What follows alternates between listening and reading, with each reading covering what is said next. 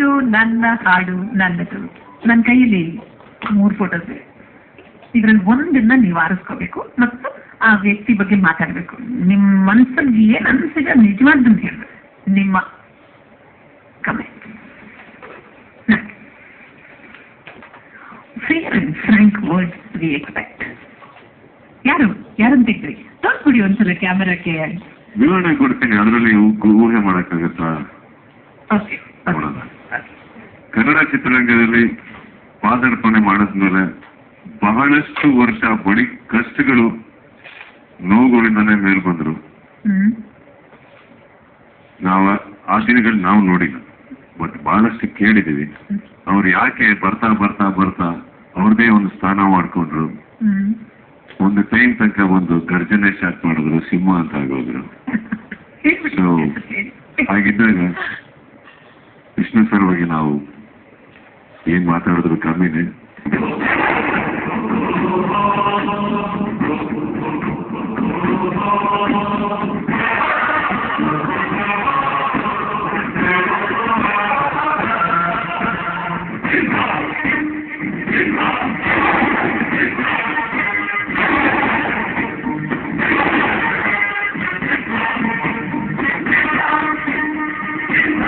ನನ್ನ ಸೆಲೆಕ್ಷನ್ ಯಾವತ್ತು ರಾಂಗ್ ಆಗಿದೆ.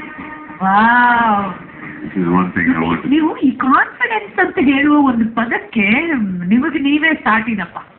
ಒಂದು ಏನಂದ್ರೆ ತುಂಬಾ ನನಗೆ ಪ್ರೋತ್ಸಾಹ ಕೊಟ್ಟಂತ ಮಹಾನ್ ವ್ಯಕ್ತಿ. ಹುಚ್ಚ ಚಿತ್ರ ನೋಡ್ಕೊಂಡ್ ಬಂದಾಗ ಇವರು ರಾಜ್ಕುಮಾರ್ ಅವರು ಇಬ್ರು ನೋಡಿದ್ರು ಸಿನಿಮಾ, ಇಬ್ರು ಬೇರೆ ಬೇರೆ ನೋಡಿದ್ರು ಒಟ್ಟಿಗೆ. ಬಹಳ ವಿಚಿತ್ರವಾದ ಏನಂದ್ರೆ ಅವರು ಸಿನಿಮಾ ನೋಡ್ಕೊಂಡ್ಬಂದು ತಪ್ಕೊಂಡು ಆಲ್ಮೋಸ್ಟ್ 1 ನಿಮಿಷ ಮುತ್ಕೊಟ್ಟಿದ್ದಾರೆ, ಅಷ್ಟು ಇದು ಮಾಡ್ಯಾರ. ಇವ್ರ ರಿಯಾಕ್ಷನ್ ಹೇಗಿತ್ತು ಅಂದ್ರೆ, ಇವ್ರ ಸಿನಿಮಾ ನೋಡ್ಕೊಂಡ್ ಬಂದ ಹೋಗ್ಬಿಟ್ಟು ಸಿಗರೇಟ್ ಸುತ್ತ ಇಟ್ಕೊಂಡ್ಬಿಟ್ಟೆ ದೂರ. ನಾವು ಏನ್ ಮಾತಾಡೋದು ಗೊತ್ತಿಲ್ಲ, ಸುಮಾರು ಹೋದ್ರೆ ಕಪಾಳ ಕೊಡ್ಬಿಟ್ರು. ಇವ್ರು ಕೊಟ್ಟಿದ್ ರಿಯಾಕ್ಷನ್ ಇದು. ಏನ್ರಿ ಮಾಡ್ತಾ ಇದ್ರಿ ಇಷ್ಟು ವರ್ಷ, ಎಲ್ರಿ ಇದ್ರಿ ನೀವು? ಇವ್ರು ಕೊಟ್ಟಿದ್ ರಿಯಾಕ್ಷನ್ ಅಲ್ಲಿ ಆಮೇಲೆ ತಪ್ಕೊಂಡ್ರು, ತುಂಬಾ ಮಾತಾಡಿದ್ರು. One of the most honest human being. He was a fantastic human being, more than an actor ಅಂತ ಹೇಳ್ಬೋದು. He was always a fantastic actor. ಕರ್ನಾಟಕದಲ್ಲಿ ನೋಡೋದಂತ ಬಹಳ ಕಮ್ಮಿ ಎಕ್ಸ್ಟ್ರಾರ್ಡನರಿ ಕಲಾವಿದರು ಇವರೊಬ್ರು. ಭಾವನೆಗಳು, ಕಣ್ಣಲ್ಲೇ ನಟನೆ, ಕ್ಲೋಸ್ ಅಪ್ ಆಕ್ಟರ್ ಅಂತ ಹೇಳ್ಬೋದು. ನಾವು ಕ್ಯಾಮ್ರಾ ಕ್ಲೋಸ್ ಅಪ್ ಇಟ್ರೆ ಒಂದು ಇಷ್ಟರಲ್ಲೇ ಆಕ್ಟ್ ಮಾಡೋದಿದೆಯಲ್ಲ, ಬಹಳ ಕಷ್ಟ. ಇಡೀ ದೇಹ ಯೂಸ್ ಮಾಡ್ಕೊಂಡು ಏನೋ ಡೈಲಾಗ್ ಹೇಳೋದು ಬಹಳ ಈಸಿ. ಇವರು ಅಂತ ಒಬ್ಬ ಕಲಾವಿದ. ಬಟ್ ಸತ್ಯ ಹೇಳ್ಬೇಕಂದ್ರೆ ಯಾರಿಗೂ ತೊಂದರೆ ಬಯಸದಿದ್ದಂಥವ್ರು.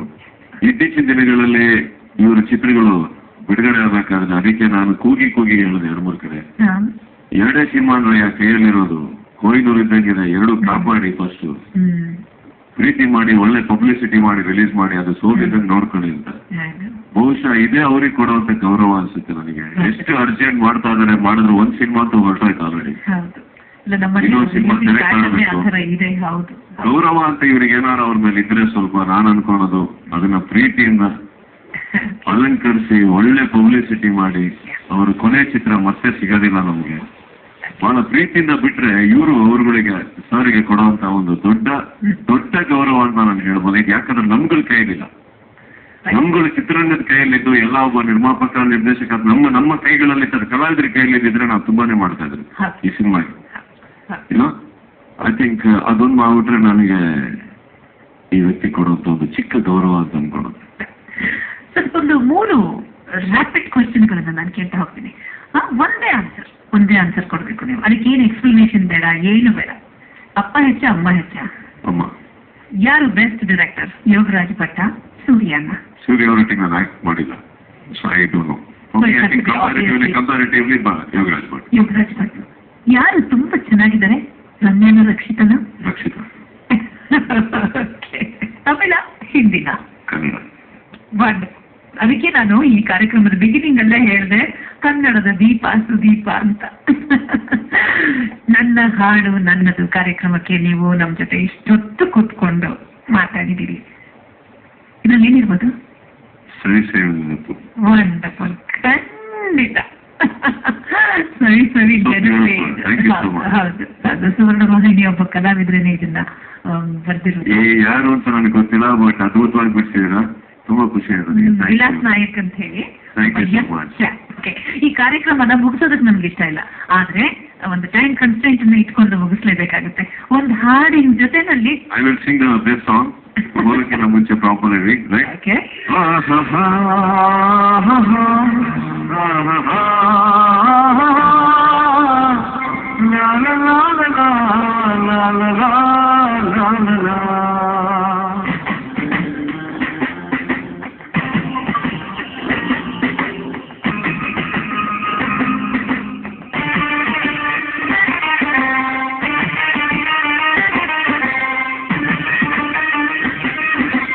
ಏನಾಗಲಿ ಮುಂದೆ ಸಾಗುವಿ ಬಯಸಿದ್ದೆಲ್ಲ ಸಿಗದು ಬಾಳಲಿ, ಬಯಸಿದ್ದೆಲ್ಲ ಸಿಗದು ಬಾಳಲಿ. ನಾಡಿ ಮಾತು ಸುಳ್ಳಲ್ಲ, ಮಾತು ಸುಳ್ಳಲ್ಲ.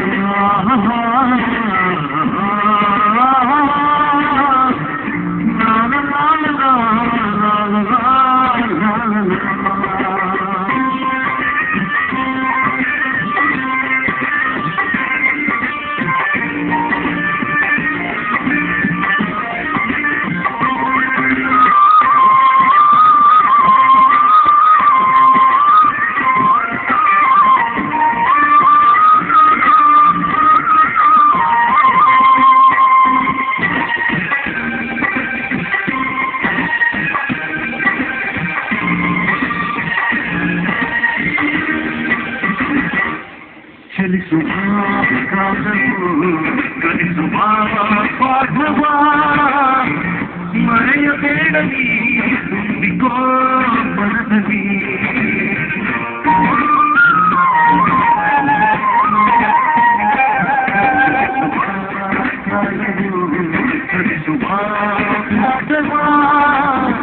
ಮರೆಯಬೇಡವಿ ತುಂಬಿಕೋ ಮನದಲ್ಲಿ. ಮುಂದಿನ ಬಾಳಲಿ ಎನ್ನುವಂತ ಸ್ಫೂರ್ತಿ ದಾರಿ ನಿಮಗೆ